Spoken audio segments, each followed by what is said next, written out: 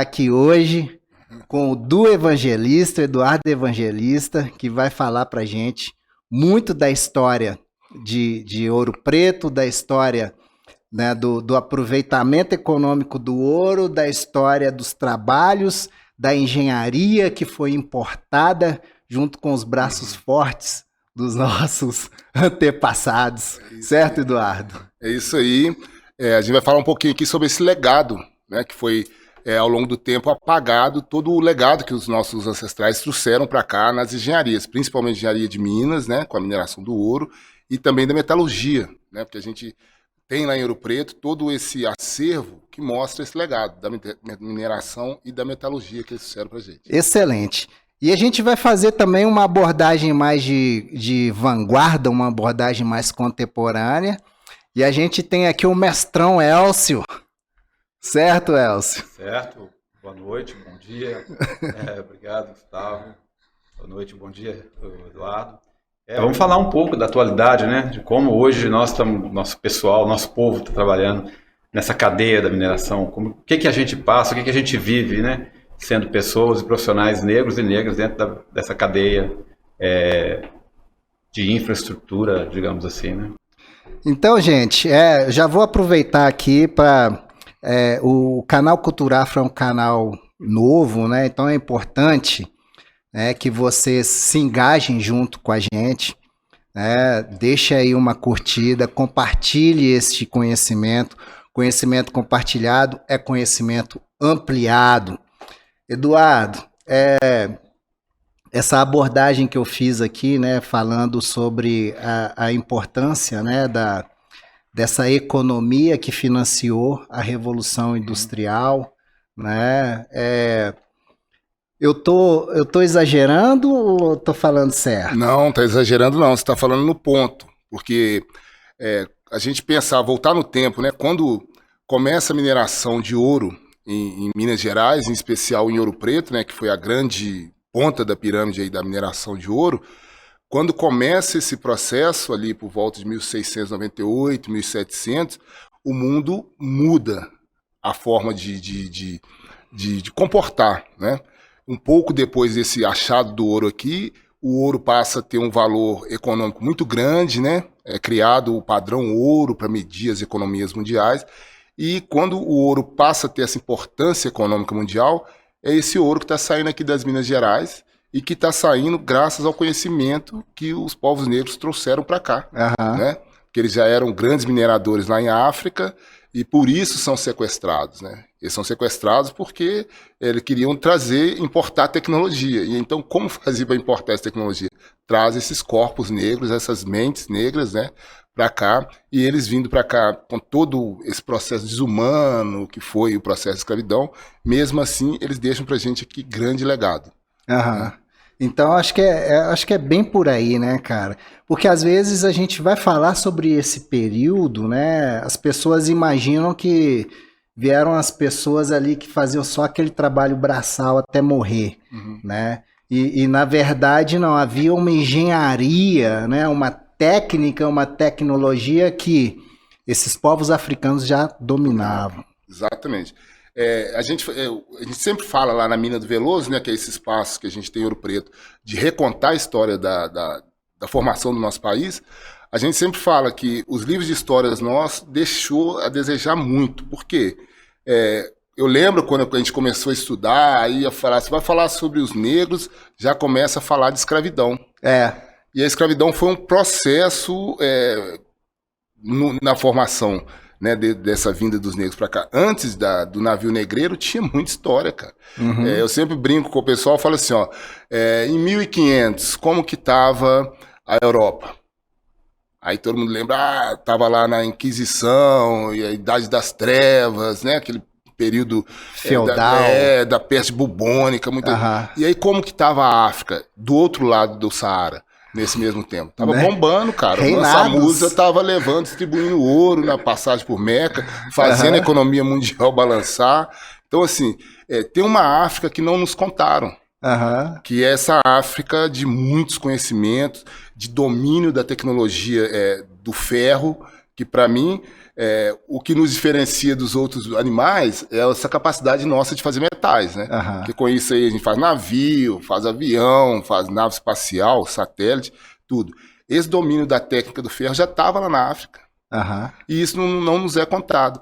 Então, na mina do Veloso, quando a gente começou esse trabalho de pesquisa, de entender quem que estava tirando esse ouro da terra, a gente foi chegando nesse ponto.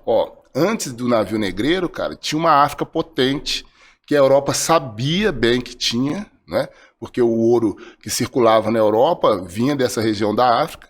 Portugal já tinha relações comerciais com parte dessa costa da mina ali, Benin, Togo, Nigéria. Então já tinha um conhecimento de que ali tinha conhecimento. Sim. E aí na hora que acham os primeiros achados do ouro aqui em Ouro Preto, falam, vamos trazer esse conhecimento para cá. O problema é que veio com esse processo da escravidão, né? E a gente precisa reverter isso, ressignificar essa vinda dos nossos antepassados para cá. Não, é isso mesmo, né, Elcio? Queria até fazer uma pergunta para o Eduardo. Há na história um momento, por exemplo, quando houve a abolição e os negros foram libertaram, né, os escravos, né, digamos assim, e a gente sabe na história do Brasil que o negro foi ocupar área de risco, né, aglomerado, criaram as favelas por aí. Mas aí, na mineração, o estudo da mineração, há um momento em que esse negro é chamado para trabalhar remunerado.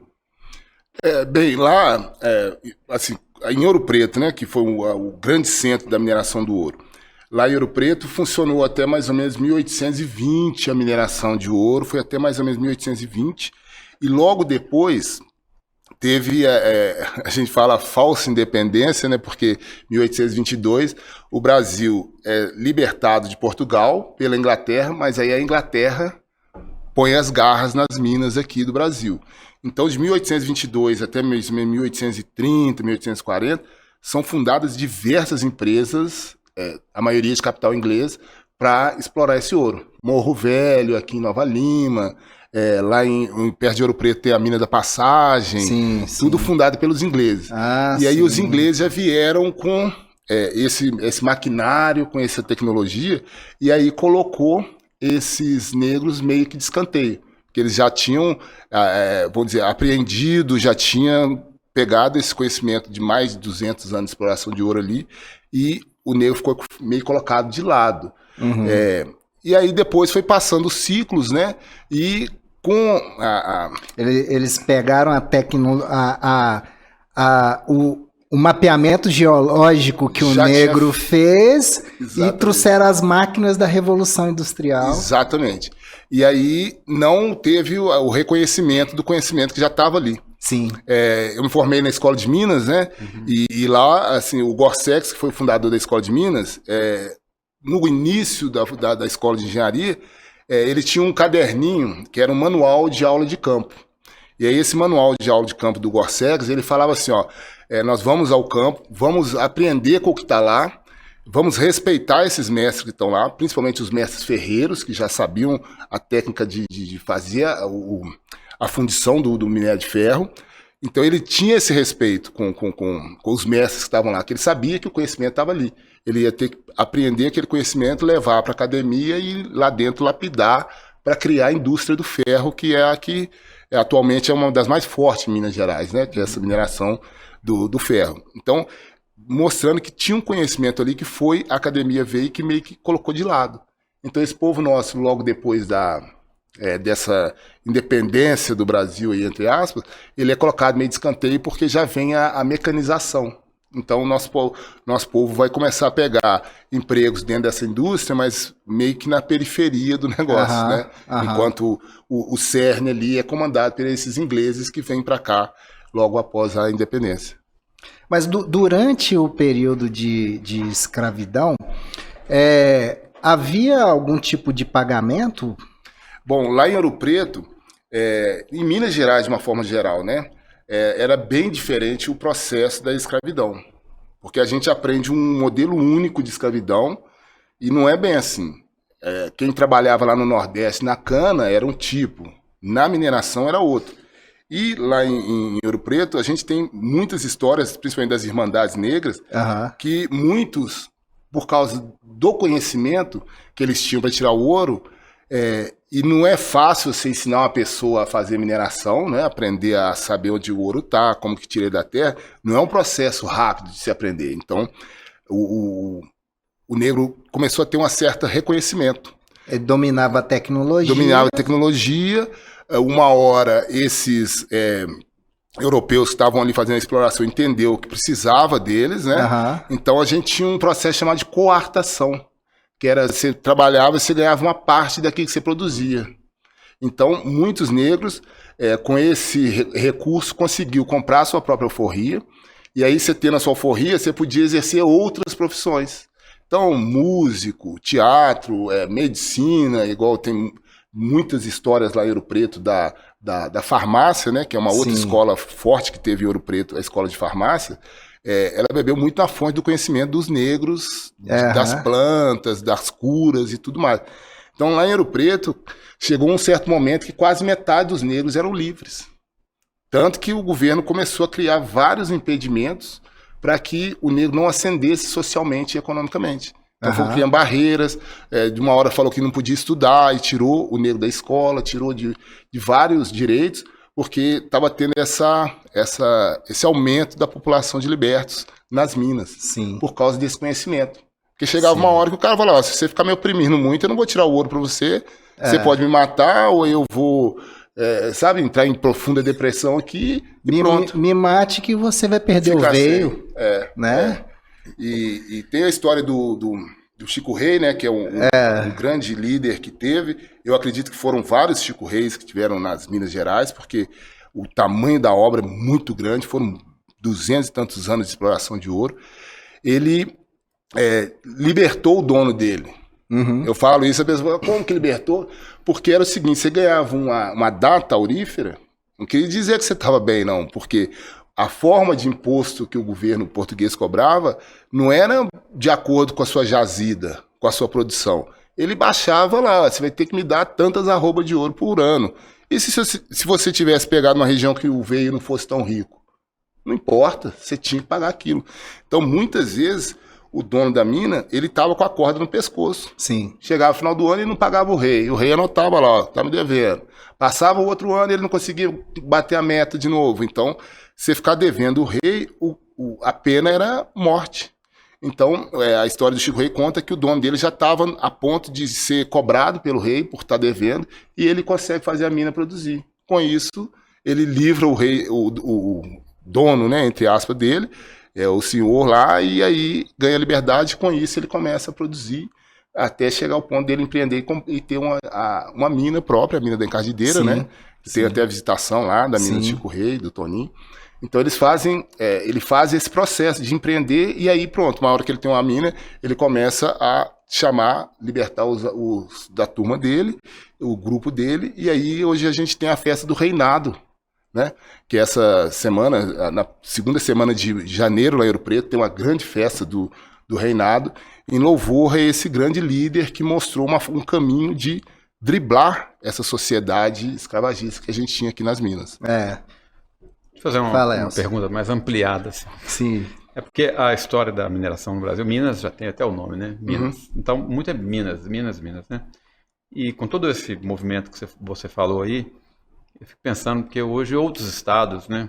Hoje não, já há um tempo, outros estados também tem muita mineração, Pará, Goiás, né? Mato Grosso, Amapá.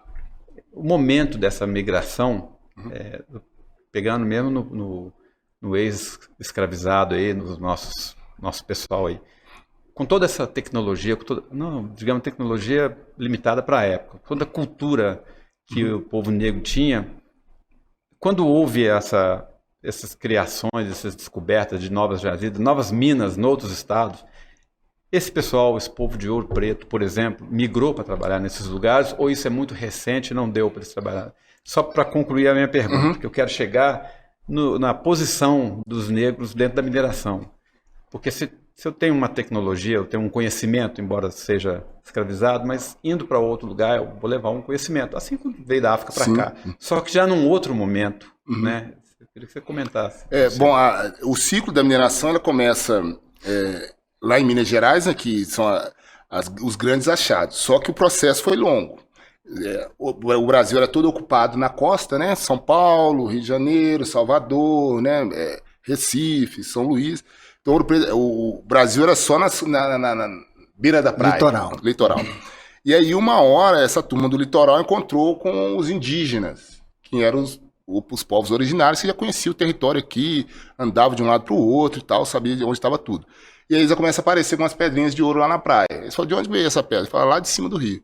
Então subiram, uma turma subiu ali por São Paulo, pelos rios, procurando esse ouro e achou algumas coisas. Guarulhos tem uma história de umas minas lá de ouro, vindo pelo Espírito Santo, vão subir por ali também, procurando ouro, e vão chegar na cabeceira dos rios, que é Ouro Preto. Ouro Preto está exatamente na cabeceira desses grandes rios aí, o Rio Doce, o Rio das Velhas, que vai para São Francisco.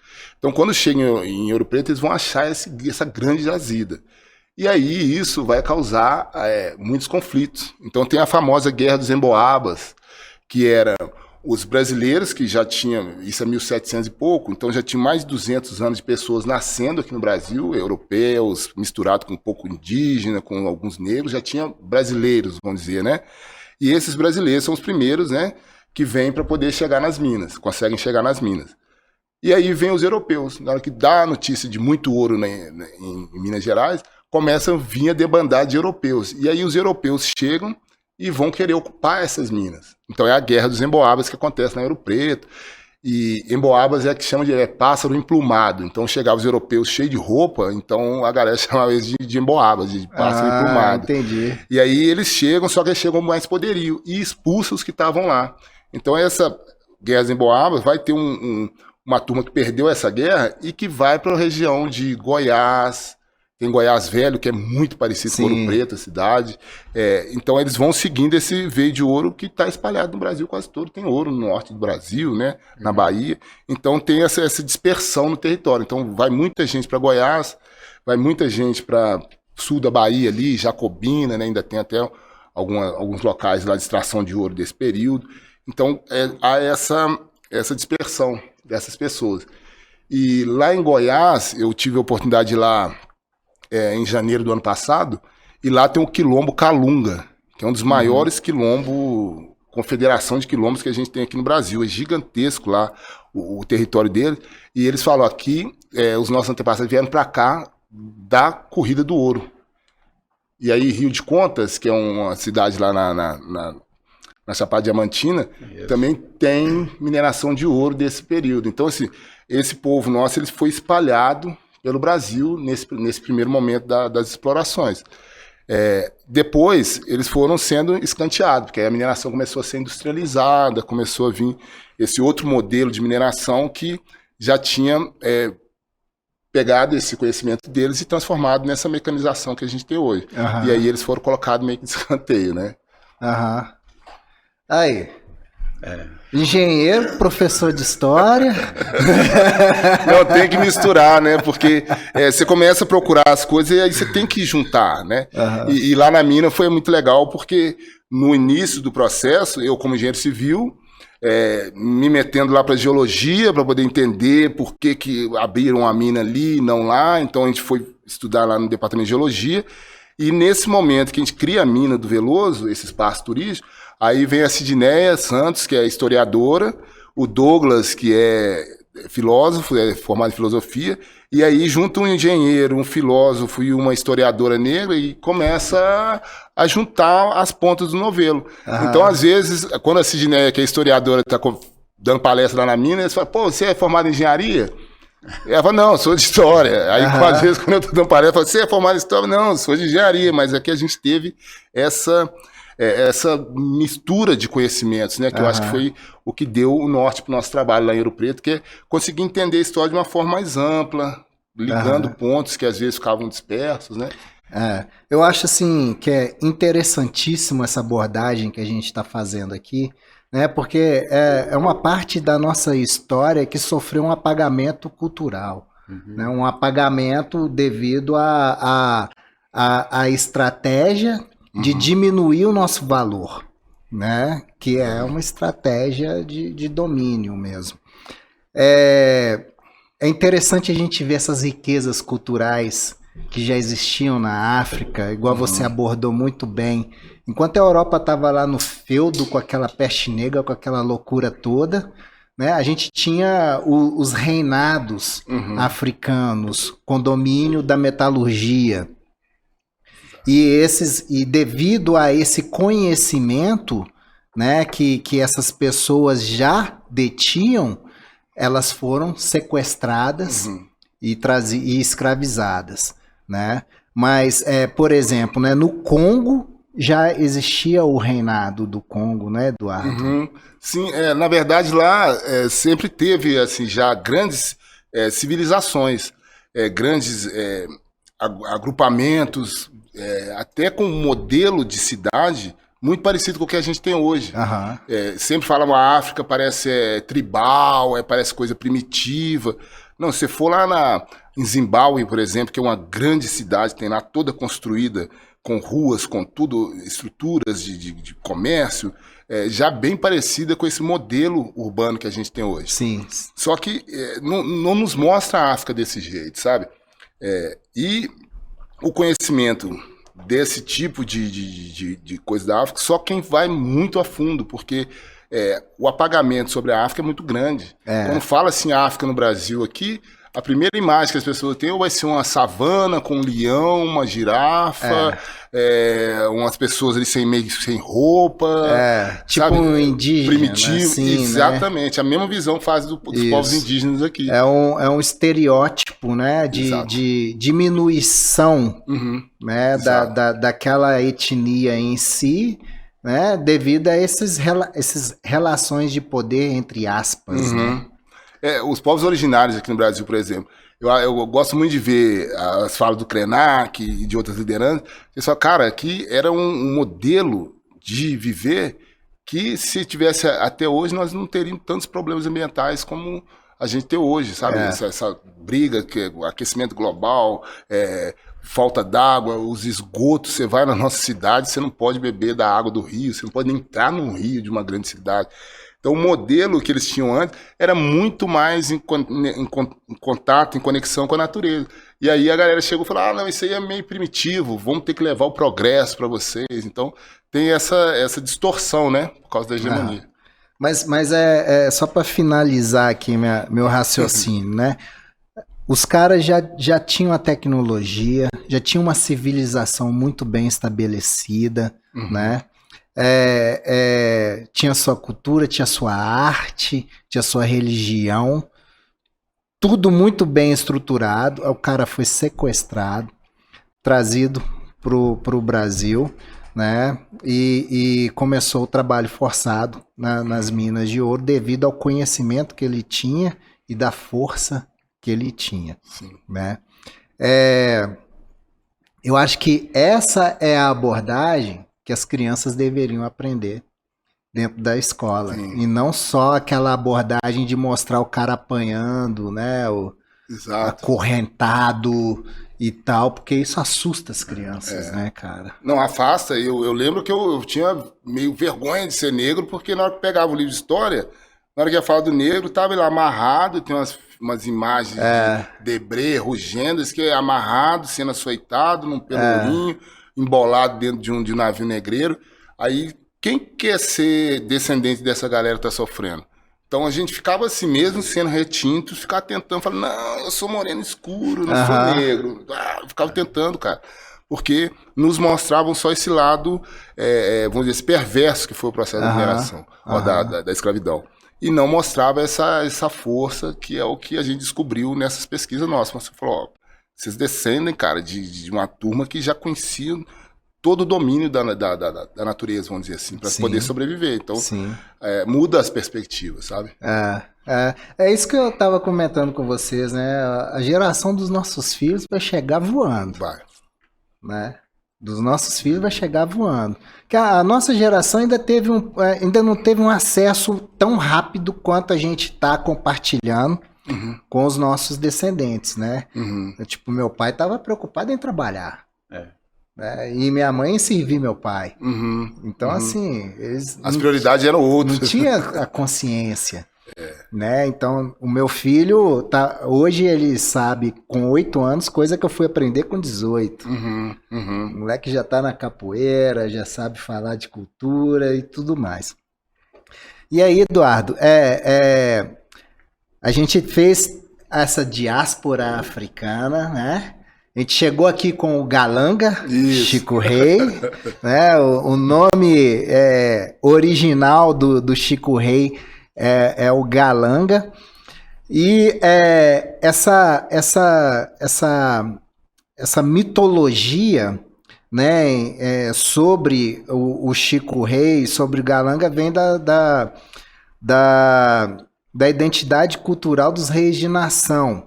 Uhum. Né? E para as pessoas que estão nos ouvindo, né, existia o reinado. Né? Essa festa de rei de nação é tipo o que a gente chama de reinados. O maracatu é um reinado, né? O congado é um reinado, o Moçambique é um reinado, a marujada é um reinado, que vem dessa tradição importada da África. Né, e que até hoje existe aí na nossa cultura. Sim, e que não deixou apagar, né, cara? Não deixou apagar. E lá em Ouro Preto agora, assim, tem a família da Kátia, Silvério, o Kedson, o Rodrigo, a dona Marizinha, que eles mantiveram, cara, essa cultura do reinado forte. E hoje em dia, talvez seja a festa que mais, assim, a festividade que mais faz atração de pessoas negras a Ouro Preto, porque lá você consegue ver guardas de Congo, de Moçambique, de toda Minas Gerais, sabe? Tem agora vai ser no dia 14 de janeiro, essa próxima festividade, e você chega lá, tem pessoas de Minas Gerais inteira, sabe? Guardando essa cultura. Então, assim, a capacidade de resistir do nosso povo é muito forte, sabe? Sim. Isso foi na cultura. Porque mesmo com todo o apagamento, a galera manteve tudo isso e hoje está acessível. Né? Quando a gente estava estudando ainda lá na universidade, essa festa tinha sido meio que esquecida. E aí a família da Kátia buscou, a Kátia principalmente, que foi atrás, assim, uma liderança do reinado que a gente tem lá, que foi atrás, buscou, aí foi reconectando, aí a chama reacendeu. Hoje é uma das festas que mais atrai pessoas lá para Ouro Preto, dentro desse afroturismo que a gente fala, cara, que é mostrar a nossa cultura. Isso original. Foi justamente na época que eu era estudante, que aí entrou o seu João, o pai do Rodrigo, né? Ele era guarda, como é que chama mesmo? Capitão do Congo, né? Capitão. Ele era capitão da guarda, né, de Nossa Senhora do Rosário. E aí ele ensinou pro Calungué. E aí o Calungué ensinou pro Rodrigo. Vai. É isso. Mas massa demais. Eduardo, você faz ideia da quantidade em volume de ouro que foi extraído ali de Ouro Preto? Bem, assim, se hoje em dia a sonegação é grande de imposto, no passado ela também era grande. Mas quando tentaram catalogar, vários pesquisadores tentaram catalogar. O número mais, assim, como é que fala, que as pessoas mais têm como referência é um que está no trabalho do Paul Ferrand, que ele foi um dos professores, assim, do início da Escola de Minas, né? Ele fala em 700 toneladas de ouro. Só que aí você somando o tanto que saía antes porque essa conta ele é feita a partir do momento que cria a casa de fundição. Sim. Que lá em Ouro Preto, a última casa de fundição foi a Casa dos Contos, né? Que é aquela construção maravilhosa que a gente tem no centro de Ouro Preto. Que aí, a partir dali, começou a ter um certo controle, que você tinha que pegar o ouro da mina, levar para lá, para fazer as moedas, tirar a parte do governo, e aí, com aquela moeda certificada, você podia fazer negócios com ela.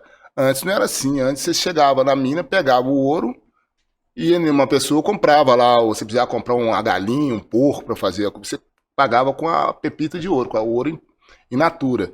Então a gente acredita que com até criar a casa de fundição, muito ouro saiu sem controle. E também tinha o processo também da sonegação, que é o famoso carregar o ouro no pelo dos animais para poder contrabandear. O santo do pau oco, né? Que às vezes o santo era só a casquinha e por dentro estava cheio de ouro escondido, e isso também era contrabandeado. Então, assim, em números que eles conseguiram levantar dentro das casas de fundição e tudo, chega a 900 toneladas. Mas a gente acredita que foi bem mais, porque não tinha tanto controle, né? Hoje não tem mais ouro, mina de ouro naquela região. Agora assim, é Nova Lima? Isso. A mais próxima lá de Ouro Preto tá em Acuruí, na região de Acuruí ali. Tem uma mina, não lembro o nome da empresa, não sei se é Anglo Gold, Anglo América, mas tem uma mina de ouro em Itabirito, no distrito de no município de Itabirito, vindo, né, entre Ouro Preto e Belo Horizonte. Então tem uma mina lá, subterrânea, mecanizada e tudo. Já em Ouro Preto não tem. Oficialmente, mina de ouro lá em Ouro Preto não tem. Tem os garimpeiros, né, que ainda tiram ouro de forma tradicional, com bateia, nos rios, mas ainda tem muito ouro lá dentro, sabe? A gente fez uma pesquisa em nível de mestrado, uma colega, a Júlia, ela fez geóloga, formada aqui na UFMG, mas fez um mestrado lá em Ouro Preto. E aí ela pegou uma parte do veio lá da mina do Veloso, levou para o laboratório, fez todas as análises. Lá ainda tem uma proporção assim, de 4, 5 gramas por tonelada. Só que não vale a pena tirar porque a cidade toda tombada como patrimônio da humanidade, patrimônio cultural. Já tem todo um processo de urbanização. E para explorar um tipo de veio desse aí, você teria que ter uma estrutura mineradora muito grande, uma planta muito grande. Às vezes até deslocar a cidade, Deslocar a cidade, cara. É inviável. Então, é inviável. Então, assim, a gente fala, o ouro ainda está lá. Porque a turma nossa foi tirar tudo manual, né? E eles acessaram até uma certa profundidade. E de repente, se descer mais, você consegue achar, né? Só que a gente vê que assim, é inviável por causa de todo esse contexto histórico que já tem a cidade e ambiental também, né, cara? Porque a região da Serra de Ouro Preto, ela é também uma zona de recarga do aquífero. Então, boa parte da água que a gente consome lá em Ouro Preto vem de uma região próxima ao bairro São Cristóvão, né, onde está a mina do Veloso. Então, assim, se minerar ouro ali é um problema para a gente, porque a geologia do ouro nosso lá tem muito arsênio, muito chumbo, muito cádmio, muito metal pesado. Então, na hora que você expor esse material para tirar o ouro, isso vai para o recurso hídrico e as nossas águas vão ser contaminadas. Quais eram os métodos na época, né, do período de extração do ouro que eram utilizados? Como que era feita a extração do ouro? A extração, assim, a gente divide em 3 métodos, basicamente. O primeiro é aquele do ouro de aluvião, né, o ouro que está no rio, que é uma mineração que o pessoal chama até de cata, que você pegava os grãozinhos de ouro, né, em tamanhos aí de um grão de milho, um grão de feijão. Então era uma mineração de catação. Então não precisava de tanta técnica aprimorada. Então essa forma de minerar foi no começo, muita gente veio para cá, esse ouro logo acabou nos rios. Aí eles começam um segundo método, que era derrubar a montanha. Então quando você vai em Ouro Preto, até em Nova Lima também você tem uns lugares lá que você consegue ver que a montanha está toda erodida. Sei. Aquela erosão era provocada por água. Eles construíam um sistema de aquedutos que transportavam essa água era jogada num certo trecho da montanha que ia saturando até que a montanha desabava. Esse deslizamento de terra era contido pelos mundéus, que a gente chama, que são barragens que ficavam no fundo do vale, que retinha esse material movimentado aí pela água, e aí depois você entrava lá com a bateia ou com a canoa. A canoa hoje, se for uma mineradora moderna, é uma mesa vibratória, né, dessas que tem um carpete no fundo, aí a água vai passar ali, o ouro mais pesado vai ficando no fundo. Antes não tinha o carpete, eles colocavam o couro de boi. Então teve um momento aqui em Minas Gerais também que teve uma crise, porque não tinha mais couro de boi, porque era muito usado como forma de apuração final. Que colocava o couro de boi no fundo da canoa, passava essa corrente de água com a lama, né, aurífera, e o ouro ia ficando impregnado ali. Depois você punha esse couro pro lado de fora, secava, e aí você ia batendo aquilo ali, juntando esse pozinho ali, e o ouro estava ali dentro. Então, eles também tinham a técnica de usar algumas plantas. Lá o Eschweg fala do maracujá do mato, aça-peixe, umas plantas que eles usavam o caldo da planta para jogar na bateia, junto com a lama. E essa planta tinha o poder de juntar as partículas mais finas de ouro. e aí com isso facilitava a decantação do ouro, separava do restante dos materiais usando um método, vamos dizer, orgânico, né, cara? Esse método ainda é muito usado lá na Colômbia. Tem um quilombo lá na Colômbia, eu não lembro, não sei se é Codó ou Xodó o nome do lugar, acho que é Codó, que eles ainda tiram ouro dessa forma. Sei. Lá eles usam a balsa, que é aquela árvore grandona, de folha, parece uma orelha de elefante, assim, grandona. Ela cria uma espuma que você coloca junto com a lama aurífera ali, ela separa o ouro sem contaminar, como é feito com mercúrio, com cianeto, na mineração moderna. Lá eles usavam plantas, cara, para poder fazer sem tanta química, né, vamos dizer assim, para poder contaminar os lençóis. Então, eles já tinham essa tecnologia orgânica de tirar ouro, sabe? Mundels. Os mundels são essas... E as minas? E aí as minas subterrâneas é o terceiro método. Que é no rio, aí o outro é derrubar a montanha com os mundels, e a outra era cavar e ir atrás do veio e tirar o veio, somente o veio para fora. Lá em Ouro Preto, a gente tem cadastrada mais de 400 galerias subterrâneas na Serra. A gente acredita que seja muito maior, porque muitas minas foram fechadas, né? Na hora que foi tendo a ocupação urbana, a galera não queria ter uma mina no fundo do quintal, porque tinha morcego, de vez em quando vem um fluxo de água lá de dentro. Sim. Então muitas minas eram soterradas para poder ter ocupação urbana. Então o método de mineração subterrânea ele foi um dos que mais durou lá em Ouro Preto, porque cavar a rocha do Itabirito manualmente era um trabalho hercúleo, né, cara? Muita energia que você tinha que ter ali. E aí você trazia esse veio para fora, aí usava os métodos da bateia e da canoa. Sim, para poder separar, fazer a apuração final.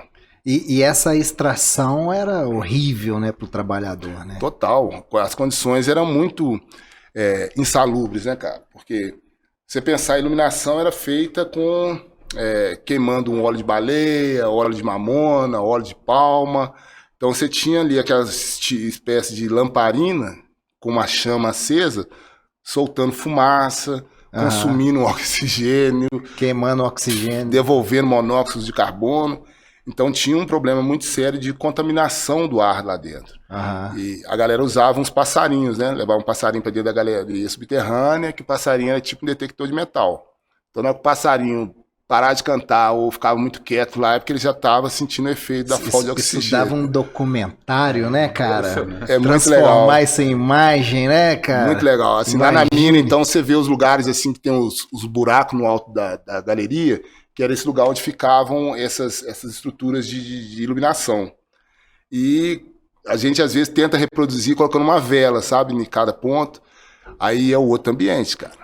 Porque a luz da vela ela fica meio tremendo, assim, então você tinha que ter uma acuidade visual muito grande, e aí você ficar ali muito tempo, depois na hora que você sai lá fora na luz do sol, te dá aquele impacto. Então muita gente sofria com problema de visão, com o passar do tempo na mineração subterrânea, sofria com problema de visão, porque escavação lá dentro, você ficar nesse variação de luz muito forte, e lá dentro, do lado de fora, tinha o problema das doenças por causa do frio, esse choque térmico, dentro da mina a temperatura é uma, do lado de fora é outra, você às vezes está trabalhando em ambiente úmido. Então, assim, era um ambiente extremamente insalubre, cara. Mas a gente sempre fala, até hoje a mineração, né? Quem trabalha com mineração sabe o tanto que ela suga da gente, né, cara? Principalmente mineração subterrânea. E no passado não era diferente, não. Era bem pior, porque você não tinha esses equipamentos que tem hoje, né? Morreu, sabe-se, se morreu muita gente dentro dessas... Tinha, assim, trabalho, assim, duas mortes, né? Dentro no trabalho ou em função do trabalho, né? Que aí com essas doenças lá dentro, com... Tinha muito acidente, tinha. Principalmente quando chegam os ingleses, que começam a querer produzir com velocidades industriais. Então tem um grande acidente, que é o de Cata Branca, que é em Itabirito. A mina de Cata Branca, ela em Itabirito, ela até hoje é tombada pelo IFAM e tudo mais, que foi isso, a galera tinha um procedimento de segurança, essa turma que veio para cá, eles sabiam muito de mineração subterrânea. Então, quando falaram, não vai. Aí eu, não, vai sim que eu tô mandando. Aí, pô, não vamos cá, vai, que senão... Aí foram, pum, desabou, morreu não só os negros que estavam lá, mas também os engenheiros ingleses que estavam chegando aqui querendo tomar conta do espaço. Então, tinha muitos acidentes por causa dessa ganância, sabe? Na mina do Veloso mesmo, a gente não consegue notar nenhum ponto desses desabamentos mais drástico, porque ela foi toda cavada no Itabirito, que é uma rocha muito dura, né? Então, ela está num lugar mais estável. Mas tem minas na região do Morro da Queimada, lá de Ouro Preto, assim, que aí é um material mais friável, então você tinha muitos desabamentos de mina e acontecia muito acidente. Você faz ideia da quantidade de pessoas que foram trazidas de África e para trabalhar em para as minas? Tem uns levantamentos, mas eu não lembro aqui de cor, mas já fizemos levantamentos de chega a milhões. Milhões. Porque tem um site que mostra o volume ao longo dos anos de navios vindo para o Brasil. Ele tem uma animação muito legal. Ah, já vi. Aí quando chega assim, coloca 1.700, aí o volume aumenta muito, porque quando acha as minas, né, em 1.700, quando acha as minas, aí precisa de muita mão de obra. Muita mão de obra, porque foi no estado quase inteiro, né? Você vai Ouro Preto, Nova Lima, Diamantina, Caeté. Tinha lá, Caeté, São João del Rei, Congonhas, então demandou muita mão de obra para essas minerações. Então foi um momento que o fluxo de vinda de africanos para cá chega no máximo. Mas aí eu não consigo precisar quanto, assim, milhões, mas foi para número para cima de milhões. E qual que era quanto tempo essa pessoa conseguia sobreviver? Cara, a gente, assim, os registros 10, 12 anos de trabalho nas minerações, principalmente no momento da mineração subterrânea, era 10, 15 anos ali por causa dessa questão insalubre. Ou parava mesmo que não morresse, mas ficava inapto para trabalhar. Porque você tinha problema de pulmão, de respiração, né? Você ficar respirando a poeira lá dentro. Aí, às vezes, problema de visão. Então, sempre era assim, um trabalho extremamente danoso, né, para a saúde. Para as pessoas terem ideia, né, Eduardo, Elcio, poucas áreas dentro de uma mina dessa dava para ficar em pé. Exato. Né? Então, a pessoa tinha que ficar o tempo inteiro encolhida. Tem que ter um preparo físico. Que hoje a gente entra lá para poder guiar as pessoas, poder apresentar, e aí você sai de lá dentro, você sente assim, todos os músculos do seu corpo, você tem que trabalhar, porque você tem que abaixar, tem que se movimentar, tem que se deslocar. E mesmo sem ter que carregar nada, só carregando o próprio peso do corpo, a gente sente a dificuldade do trabalho, cara. Então, assim, além de muito conhecimento, muita ciência de como fazer as galerias, eles tinham que ter ainda muita resistência física. Sim. E Eduardo, outra coisa interessante, cara, é que esse papo todo que a gente está tendo aqui, a gente tem materializado as provas, né? Tem.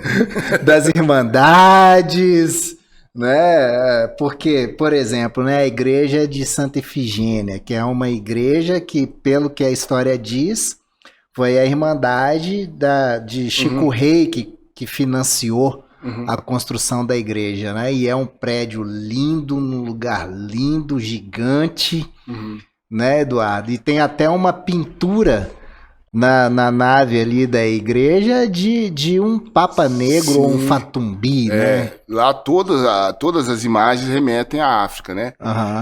Eu antes ficava um pouco revoltado, cara, que eu falo assim, por que o pessoal não construiu uma igreja de acordo com a fé deles? Aí eu falei, não, há 300 anos atrás a história não era assim, cara. E nós já nascemos mais ou menos, eu nasci na época da ditadura, mas já estava naquela parte mais branda da ditadura, já estava no período ali de transição. Então não convivi muito com repressão. Sim. Imagina 300 anos atrás. Eles não tinham essa opção, né, cara? Então o Sérgio Pererê, que é um grande músico aqui de Minas Gerais, quando ele foi lá, ele falou, não, há 300 anos atrás, cara, os caras foram lá, pegaram os tambores e bateram dentro de uma igreja católica. Você imagina o que é isso? De conseguir mudar uma realidade? Aí que você volta, os caras conseguiram entrar dentro de uma igreja católica, bater tambor, louvar as entidades, né, que eles tinham com a fé. Então foi assim, foi um processo sociológico muito forte, né, que eles conseguiram fazer. E a igreja toda remete, de Santa Ifigênia, né, remete à simbologia negra. Você entra lá, você vê búzios, você vê conchas, você vê toda essa como é que fala? Materialidade, né, das religiões de matriz africana. Então tá tudo colocado lá. Tá tudo colocado. Então eles jogaram com as armas que eles tinham, né? Não dava para poder fazer um terreiro, mas eles fizeram dentro da igreja católica toda a simbologia deles lá. É uma capoeira, né? É uma capoeira ali que deram o jeito ali, né? Exato. E muita gente defende que isso seria um sincretismo religioso. Eu acho que não, assim, porque na verdade, né, o significado é mais importante que o signo. Exato. Né? Então ali tá a imagem e ele tá falando que tá louvando ao santo tal, mas ele tá fazendo um toque de candomblé ali na louvação. Exato, é isso. Né? Ele tá entoando de um jeito assim que ele tá conversando com o antepassado dele. Exatamente. Né? Não importa a língua que você tá usando, o importante é o que você tá sentindo, né? A liberdade está dentro da cabeça, Tá né? dentro da cabeça. Né? Você quer ouvir dessa forma? Então tá, toma aí. Exatamente. E é muito legal, cara, porque quando você consegue entrar principalmente nessa questão cultural, que é ali que a resistência ficou forte, porque ela foi isso mesmo que você falou, a gente fala sempre assim, jogou uma capoeira Angola ali, né, desviou coisa e pá, e pum, e fez o jogo. Fez o jogo E tá aí até hoje, né, mostrando pra gente que há formas da gente resistir a esses processos de opressão que a gente tem, né, cara? E agora a gente desconstrói, né, e volta às origens de novo. Né? Então, assim, o importante é fazer isso que a gente está fazendo aqui, de compartilhar esse conhecimento, essa visão nossa. Isso né? mesmo. E agora, Elcio? A gente passou aqui, né, o período inteiro, acho que a gente chegou até o final aí, né, da século XVI, século XVII, né, terminando o período lá de exploração do ouro e tal, a gente começou a ter uma dispersão ali, uma nova diáspora de Ouro Preto, né? Que aí você já até adiantou aqui que saiu o pessoal que dominava a tecnologia para explorar em Goiás, em outros estados, né? Vamos dar um salto no tempo. Hoje, qual que é a situação, qual que é a posição, né, do negro hoje na mineração brasileira, na economia brasileira, mas vamos delimitar aqui para a mineração para a gente não sair do contexto. O Eduardo está explicando e eu estou aqui fazendo minhas análises aqui na minha cabeça, né? A questão da herança, né? Porque, por exemplo, quando o negro, na época da abolição, igual eu falei, né? Antes, os negros americanos receberam terra e tal, tudo mais, né? O negro brasileiro recebeu o morro para ocupar, e aí você vai na população de favela. Eu acho que é interessante a gente explicar isso, Elcio. Fazer uma coisa, um corte didático aqui, da diferença que foi, né, o término ou, né, a transição do período escravagista nos Estados Unidos e no Brasil, a diferença sobre essas duas transições. Que nos Estados Unidos, quando houve a abolição, a libertação, 1865, né, se não me engano, 63, 65, todos os negros receberam um pedaço de terra e uma mula para ele viver a vida dele, né? Então ali ele foi plantar e tal e se desenvolver, né? O brasileiro, quando Princesa Isabel aí na famosa Lei Áurea, né? Eles apenas foram jogados para a rua, né? E como ele não tinha onde morar e tal, o que ele foi fazer? Ocupar os morros, que é onde estava livre. E aí, eu trabalhei muitos anos com Vila e Favela em Belo Horizonte, aqui na prefeitura, conheço todas as comunidades aqui de Belo Horizonte e Vila e Favela, você vê que a população de favela, e no Brasil, é uma grande maioria de pessoas negras, né? E a herança, né? Meu pai veio de Oliveira, meu pai era de Congado, em Oliveira e tal, mas veio ocupar uma favela aqui e nós, né? E hoje tem uma irmã que mora lá onde eu morei, mas é a única que está lá no lugar, tá urbanizado e tal, mas ela continuou morando lá. E eu estava comparando na questão da mineração, um pouco fazendo uma analogia do que o Eduardo falou, que eu estou querendo conectar que hora que o negro, né, já consegui que o negro some da mineração, mas ele some da mineração no período da escravidão, mas ele reaparece, né? Ele continua na mineração trabalhando no papel menor, como diz a música do Edson Gomes, História do Brasil. O negro está sempre fazendo o papel menor. Então, pegando o gancho do que você falou, uma das coisas assim, eu não sou movimento negro, né? Eu sou negro em movimento. Estou sempre movimentando. A vida inteira eu fiz esse movimento, né? Então eu fico tentando entender, por exemplo, quando você vai num congresso, num seminário nacional ou internacional de mineração, tem 25, 30 pessoas sentadas numa mesa para conversar sobre mineração e não tem uma pessoa negra. Então por que o negro, que tem todo esse histórico que você trouxe aqui, ele não pode participar das decisões? Por que você não abre a rede social, como uma coisa que me dá muito incômodo, e você não vê um negro dizendo assim, eu gostaria de compartilhar que estou assumindo o cargo de diretor executivo na empresa de mineração tal, de gerente executivo. Por que a gente não vê isso? O negro ele chega ali máximo gerente. Máximo. Você pode contar quantos negros passaram um pouco de gerente, que antigamente a gente chamava gerente de área, que são 2 gerentes. O gerente geral, que é o que manda no de área, né? E o negro é o gerente de área. O não negro, né? Vamos dizer assim, é o... Então esse é o grande incômodo, né? Esse é o movimento que nós estamos tentando, né? Você tá perguntando pra gente por quê? A resposta tá na ponta da língua aqui, ó, doida pra sair. Não, eu tô só trazendo... Não é pra vocês, não. Eu tô perguntando pra quem tá ouvindo a gente, que vai fazer nos comentários lá, quando estiver seguindo o canal aí, e ajudar a gente a mudar essa realidade. É muito difícil, Eduardo. Eu trabalho na mineração há muitos anos, 15, 18 anos. E assim, até numa seleção que você vai fazer, uma seleção... Se o cara vê o seu currículo, vê sua foto, você já sabe que você está eliminado. Isso aí não tem dúvida.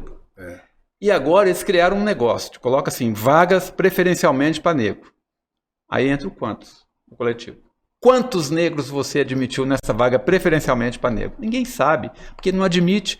Se você quer contratar um negro, eu disse para a moça do dia, você quer contratar uma mulher, abre a vaga para mulher, abre a vaga para o negro. Não é isso que você quer? Não é isso que você quer dizer na bolsa lá de Nova York? Você está investindo em diversidade e inclusão? Abra. Aí não abre. Aí você escreve já sabendo. Eu nem escrevo mais, porque eu já sou velho. Já sou velho e preto, não vou conseguir mesmo, né? Então eu já nem escrevo mais. Mas você já escreve sabendo que não vai passar. É um negócio impressionante. Mas as propagandas, que o mundo é marketing. É marketing, né? Você coloca um negro chamando uma vaga para um preferencial negro, mas não admite o negro no lugar. O mundo é washing, né? É o washing. É o brown washing. É uma coisa impressionante a hipocrisia. Né? Então assim, eu acho que a nossa luta agora, né, já é de muito tempo, né? Falo que eu sou um dos precursores dessa luta dentro da mineração. Pelo menos antes de mim, eu não lembro de ninguém puxar essa bandeira, né? Mas a gente tem que tentar reverter isso. Nós construímos as minas porque a gente não pode trabalhar nelas com posição de decisão. Tem sempre que fazer o papel menor. Como eu te falei, eu vou comparar para você. Eu gosto muito dessa analogia. Tem um samba que a Alessi Brandão canta, um disco que eu tenho lá, que é da Mangueira, de 64. E a Alessi Brandão fala Alessi porque tá no meu vinil lá, mas eu tenho o samba enredo da Mangueira também. Aquelas pessoas que saem o negro, né? Eu falei isso outro dia. Ela sai de casa antes do amanhecer e volta após o anoitecer. Essas pessoas não estão computadas. Ninguém quer saber dessas pessoas. Você vê ônibus e mais ônibus indo trabalhar nas minas. Esses caras vão, os homens, mulheres, passam o dia inteiro lá, voltam para casa à noite, todo calejado, da forma que for. Ele não tem acesso à rede social, ele não tem uma chance. Não existe um plano de carreira dentro das empresas para essas pessoas que estão lá na cozinha da mineração, para essas pessoas que estão... Não tem como. Isso aí é a história do meu pai, cara. Aí ele chega em casa, ele vai fazer o quê? Vai trocar uma ideia com o filho? Não. O cara vai beber e vai dormir. Exatamente. Entendeu? Exatamente. Ele não tem tempo nem de te ajudar a desenvolver, né? Incentivar você a estudar e tal. Não tem, porque está cansado. Passou o dia inteiro lá produzindo lucro. para o cara ganhar uma PLR de 30 salários e ele ganhar um de 2 salários. Então a gente, né, sendo claros aqui, a gente está falando sobre racismo estrutural. Racismo estrutural, né? Não tem, assim, outra coisa, não sei, isso que explique essa situação. Não tem. Não tem e é uma coisa muito difícil mesmo. Eu sempre falo assim, lá na escola de engenharia, né, na escola de Minas, o brasão da escola de Minas está escrito assim embaixo em latim, com mente et maleo, com a mente e o martelo. Quem está segurando o martelo na mineração normalmente é um negro. E aí quem que está fazendo o trabalho mesmo, quem está executando é o negro. No passado foi assim, no presente também é assim. Essas pessoas que acordam antes do sol nascer e voltam depois dele se pôr, são as pessoas que fazem a coisa acontecer. Né? As que estão ali com o calo na mão, é ali que está o conhecimento, só que não é valorizado, cara.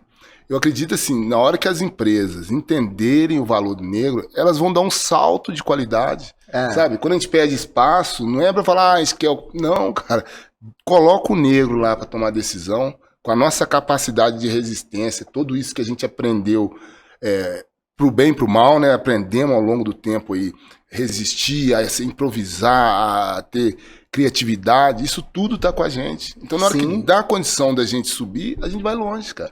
E as empresas ganham com isso, só que elas não abrem a mente para isso. Né? Aí entra nessa questão, né? Eu vou até tentar traduzir um pouco disso para esses tomadores de decisão que só pensam no dinheiro. Isso é dinheiro, né? Porque hoje a gente fala muito sobre o tal do ESG, né?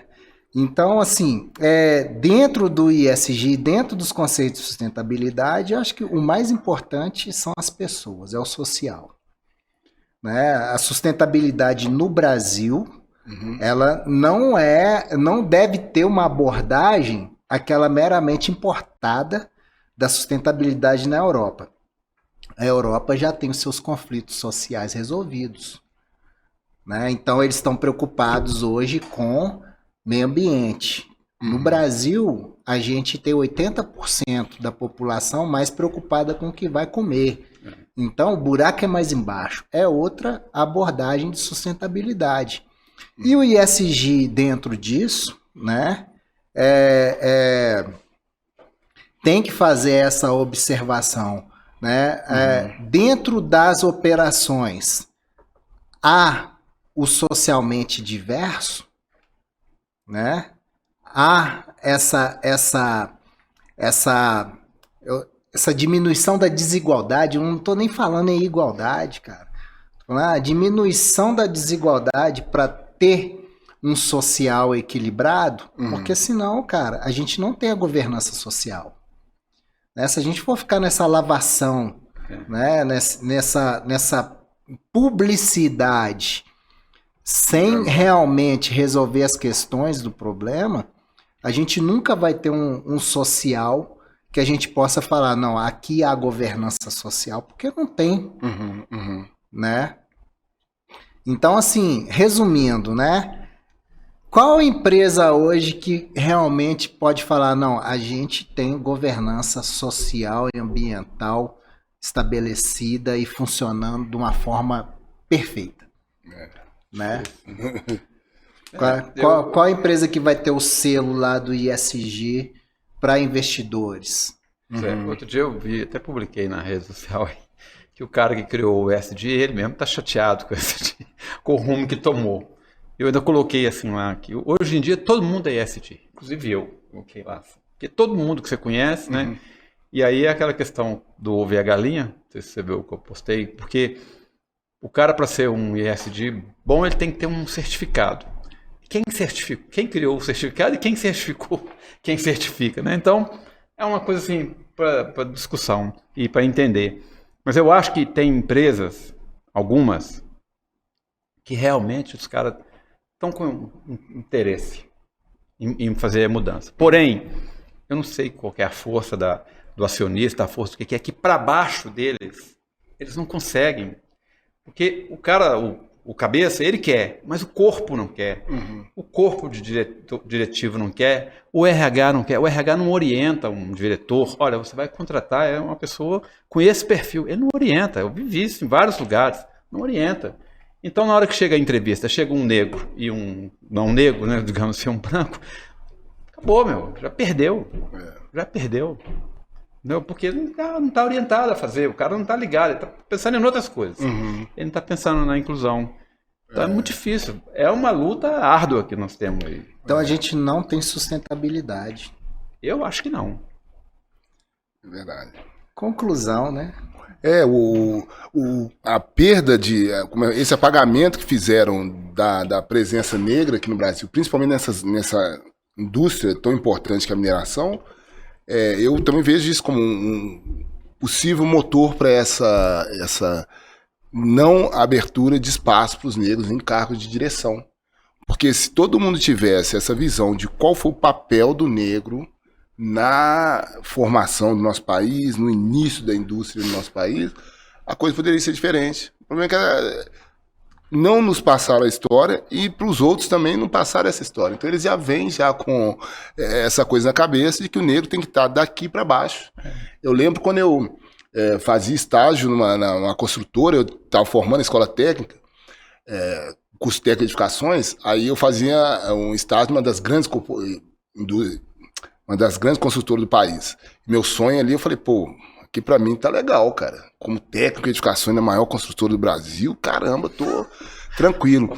Aí uma hora o cara chega pra mim lá, um técnico de edificações também, que já tava lá 15, 20 anos na empresa, ele falou, Du, aqui como técnico você vai ficar até aqui, ó. Aí olha lá fulano, com o capacete branco dele lá em cima, lá. Vê quanto que ele ganha. Vê quanto que eu ganho. Eu que fico aqui o dia inteiro, eu que chego mais cedo, eu que saio mais tarde, eu que carrego isso aqui nas costas e não ganho nada. Olha ele lá.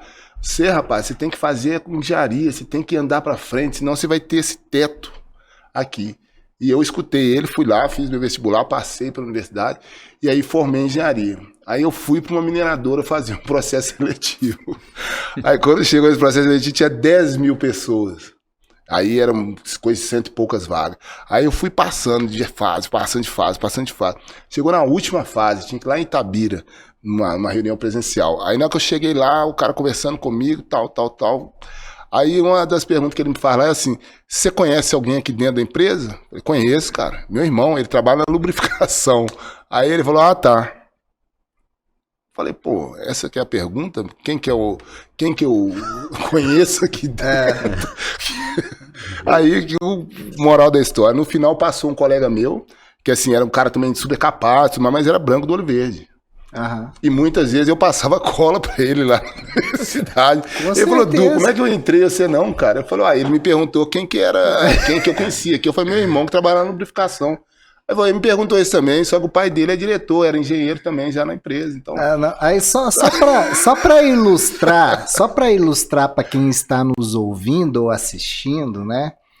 Um pouco do currículo do Eduardo. A Escola Técnica Federal de Ouro Preto é uma das melhores do país, sim, da América Latina e do mundo. Sim. Né? Só forma na Escola Técnica de Ouro Preto quem é muito... Tem que sentar na cadeira. Tem que... Eu também sou ex-aluno da Escola Técnica. A Universidade Federal de Ouro Preto é excelente também. Ou seja, né, você como um cara de conhecimento técnico e da engenharia, você é super competente. Sim. Né? E aí chega numa seleção... Eu vou perguntar quem que você conhece lá então, dentro. A gente, com essa questão do racismo estrutural, nunca ia ter uma pessoa que eu conhecesse nos altos escalões. Nunca. Então, essa diferença que a gente pede e fala que é importante que as empresas quebrem essa barreira, porque para elas, não é só para poder ela aparecer e falar que ela faz política, não, ela vai ter um ganho, cara. Vai ter um ganho. Quem convive com a gente sabe da capacidade de resolver problema que a gente tem. Sabe? Se isso vai para o ambiente empresarial, a empresa vai ganhar. Só que tem que quebrar essa barreira do racismo estrutural. Que isso eu acho que é o ponto que a gente precisa trabalhar nas empresas, porque no setor público, os concursos já têm lei falando de cotas para poder que tenha maior diversidade, tanto para para entrar na universidade, quanto depois no serviço público já tem essas leis de cota. Nas empresas, não, porque é ambiente privado, as empresas não têm essa obrigação.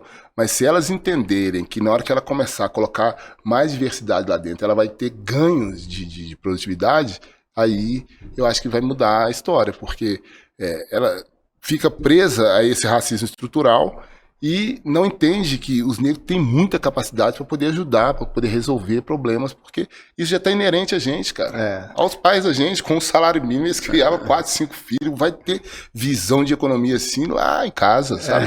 Então, essa capacidade, desde criança, a gente já aprende a lidar, a resolver problema. O problema é quase que a nossa vida, entendeu? Então, a gente está ali o problema todo para resolver.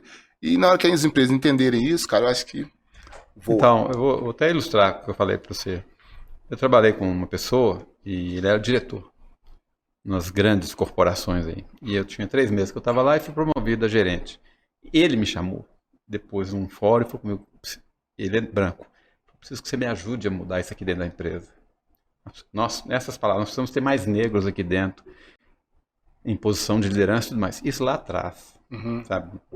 2000 e pouco. Então, assim, e depois eu trabalhei com outra pessoa que eu fiz uma seleção, já te contei esse caso, fiz a seleção, a vaga era minha. A gerente de RH foi conversar comigo lá na cidade que eu estava para me dizer que não ia seguir comigo. Tem uns 5 anos, 4, 5, estou esperando a resposta dela até hoje. Por quê? Porque eu perguntei para ela por quê. Ela não sabe responder. Então, os 2 exemplos. O exemplo do diretor, que é o cara que quer mudar, ele quer mudar, e ele entendeu que precisa mudar, e ele é antirracista. E o exemplo da outra que está dizendo que quer, mas não quer. Né? Estou só dizendo porque eu vou sair na fita, na minha foto vai aparecer como alguém que está mexendo com diversidade, mas na prática... as portas são fechadas. Acho que na prática, quem quer mudar somos nós. Né? Mas o sistema tá aí para manter as coisas como são. Né? Então, assim, é uma luta, né? É um desafio, mas que... falar em desafio é com a gente mesmo. Desafio é o nosso sobrenome, né? É isso. Mas é isso. Elcio, você tem mais alguma colocação para fazer para a gente em relação não, vamos falar sobre, né, o coletivo Quantos, né, que é uma iniciativa aí que você encabeçou, né, cara, que você começou, e qual que é o papel do coletivo hoje, né, nesse contexto do negro na mineração? Então, o Quantos surgiu disso tudo que eu falei para vocês aqui, porque onde eu sempre estava contando quantos. Quantos somos? Quantos negros tem na diretoria? Quantos tem em chefia? Porque quando você conversa com alguém sobre isso, lá na minha empresa tem um gerente negro. Quantos gerentes tem lá? Não, tem 250, mas tem um negro. Então, disso que surgiu a ideia de criar o Quantos, um coletivo para a gente trabalhar negros e negras em posição de liderança dentro da cadeia da mineração. E eu comecei com isso lá no norte do Brasil, essas discussões, e trouxe para cá. E aqui fui juntando pessoas que eu conheço nas empresas, e as pessoas foram juntando outras, e aí nós criamos um coletivo. E escolhemos esse nome de Quantos, que é exatamente por isso, para a gente contar quantos. Quantos somos? Quando você vai nessa conferência que eu te falei, que é na Austrália, no Canadá, ou na África do Sul, ou no Brasil, e tem 30 pessoas na mesa, quantas pessoas negras tem na mesa? Que é presidente de empresa de mineração? Não tem. Quando nomeia um, sai tudo quanto é lugar, porque nomeou um, né? Então, nossa missão aí é criar essa conscientização nas empresas, nas pessoas, para que a gente consiga que as pessoas profissionais negros e negras ascendam à posição de liderança. Mas é prática.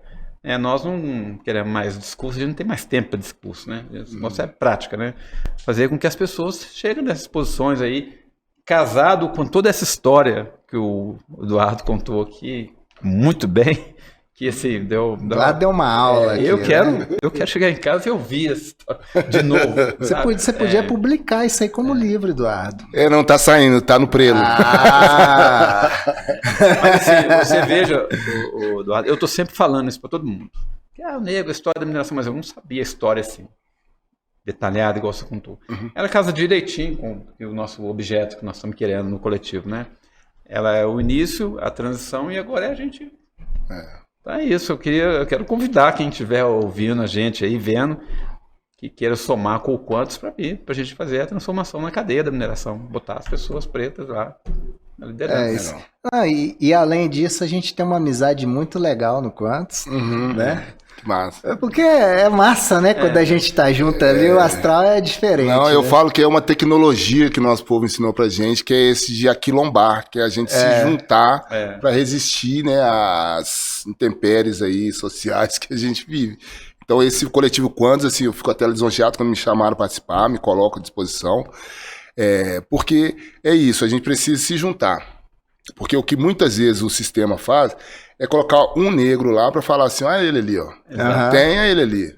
E aí esse que tá lá, muitas vezes faz aquele papel que no filme do Django Livre, você lembra aquele filme? Que aí tinha um senhor lá, de novo. Tinha um senhor dentro da Casa Branca que não queria que o outro negro chegasse lá e ficava assustado. Ó, ele sentou no sofá, não pode.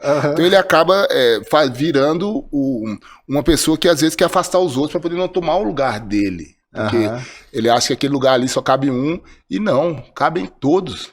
Então essa ideia é louvável demais desse coletivo Quantos. Eu vou divulgar lá com os colegas da engenharia que já se formaram, que estão se formando, que felizmente tem aumentado o número de negros formando nas áreas de engenharia. Ainda lá. É muito pouco, né? E aí a gente fala, ó, tem esse caminho, vamos se juntar. Porque isso é uma tecnologia de sobrevivência, que é esse aquilombamento que os negros sempre fizeram e sempre fazem, e que os faz forte, né? Porque quando eu fico brincando assim, como que a galera conseguia viver com um salário mínimo, consegue ainda, né? Se ajudando, cara. Você vai nas comunidades, aí uma ali sai para trabalhar, deixa o filho com a outra deixa aqui, o outro leva ali, e aí vai se ajudando e aí consegue... Um tem uma hortinha ali, que aí ele faz a colheita dele, distribui ali e tal, é isso mesmo. Eu te falei, não, mas já. Eu também formei engenharia, por incrível que pareça, que ninguém acredita. Que eu até cancelei meu CREA, porque eu não pratico mesmo. Eu estudava matemática, e na minha sala éramos 2 negros. E foi muito engraçado isso. No final do ano eu resolvi mudar para engenharia. Dei de escola, fiz o vestibular, passei. Quando eu cheguei lá na escola, tinha um negro na sala também, o mesmo, lá da matemática. Foi muito engraçado, Hilário o nome dele. A história é Hilário, eu falei, Hilário, não é possível. Você não me contou que você ia mudar para engenharia? A gente mudava junto, sabe? Essa surpresa aqui, né? Mas é assim, foi escola particular que eu fiz, e eu só estudei em escola pública no primário, aqui na minha comunidade, no Alto Veracruz. O resto foi escola particular. Quando eu fiz 2 especializações na federal, ambas foram pagando, então eu não considero. Fiz um mestrado em escola particular também. Então... Nós fomos na raça, né, Eduardo? Não, e eu falo que tipo assim, quando as pessoas falam, pô, do Ouro Preto, eu falo, pô, Ouro Preto pra mim é tudo. Porque se não fosse Ouro Preto, eu talvez não tinha tido a caminhada que eu tive dentro da universidade. Porque, de acesso, né? Porque lá do Veloso, na universidade, eu gastava 25, 30 minutos, era atleta, gostava de jogar futebol, handebol, tudo que tinha de esporte ali. Então a caminhada para a universidade para mim já era um início do treino. Então eu subia o Gambá ali caminhando, subia a Vila Aparecida caminhando. Então, se eu não tivesse nascido em Ouro Preto, aqui em Belo Horizonte, como que você vai a pé para a universidade pública? Lá para a UFMG não tem jeito. Entendeu? Então, assim... Provavelmente você não ia, pô. Não ia ter a grana para poder pagar um curso. Então, assim, ter nascido em Ouro Preto para mim foi um diferencial na minha vida. Então, assim, eu defendo pra caramba essa cidade, até tô nessa caminhada política lá, de colocar o meu nome como pré-candidatura a prefeito, porque eu entendo que Ouro Preto, ela precisa ser mãe para as pessoas que nascem ali, sabe? E mais de 70% da população é autodeclarada negra. Então, assim, Ouro Preto é uma cidade toda construída com conhecimento negro, tanto no ouro, na extração do ouro, na construção daquela cidade formosa que a gente tem lá, com aqueles monumentos, e aí isso precisa reverberar no presente. E é o que a gente vem lutando aí, para poder Ouro Preto ser esse espaço de acolhimento para todo mundo que chega ali, ela dá espaço, dá condição de, principalmente nós negros, achar ali uma referência para poder andar, né, e ascender aí na vida. É isso aí. Então, você acabou já se contando aqui um pouco da sua biografia, né, Eduardo? E agora você sai também como pré-candidato, né? Isso. Prefeitura de Ouro Preto. Isso, porque a gente acha assim, ó, igual vocês criaram o coletivo Quantos para poder se organizarem dentro da estrutura da mineração, né, da indústria da mineração, a gente entende também que a gente precisa ocupar outros espaços, e principalmente esses espaços de decisão. Então, dentro do município, o espaço de decisão é a prefeitura, né, é o poder executivo.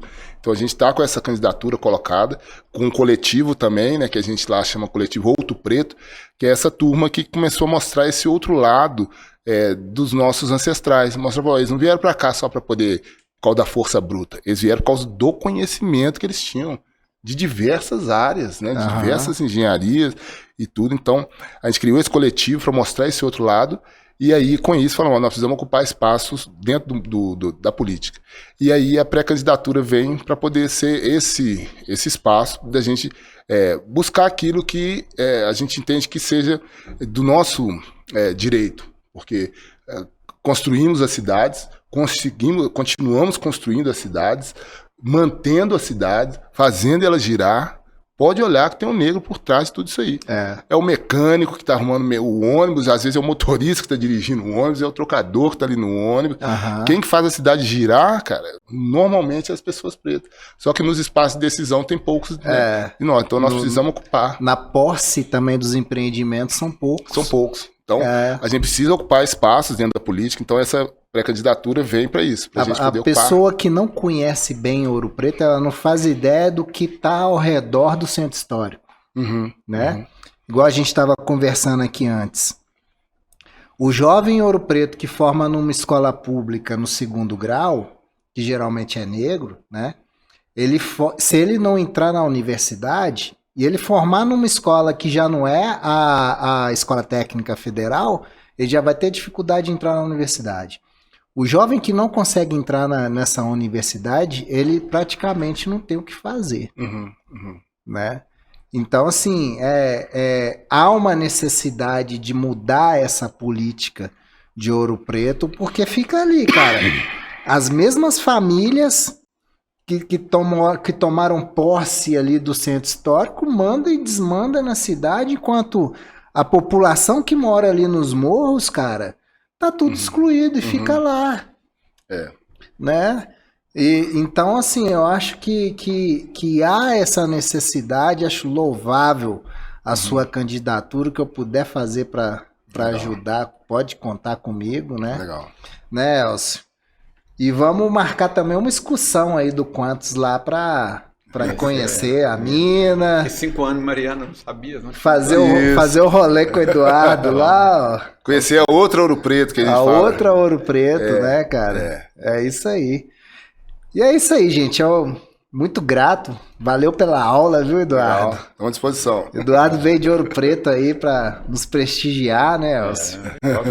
Legal. E, Elcio, muito obrigado também. Prazer. Por ter participado. Eu acho que a gente conseguiu aqui montar um grande mosaico aí desde a diáspora até a contemporaneidade, né? Da papel importante que os nossos ancestrais, né, tiveram na construção, né, da identidade, né, da economia no Brasil.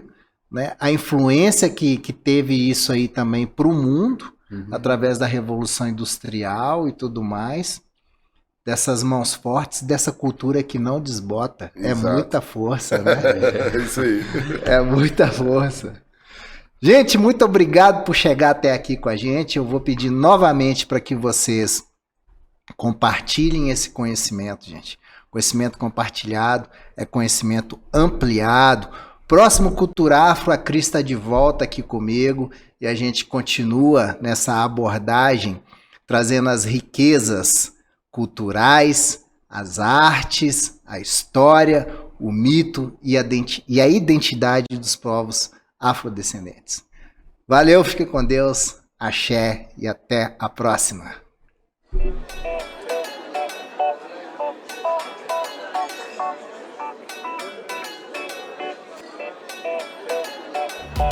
Tudo tem mineração, tudo tem mineração. Tudo tem mineração, tudo tem mineração.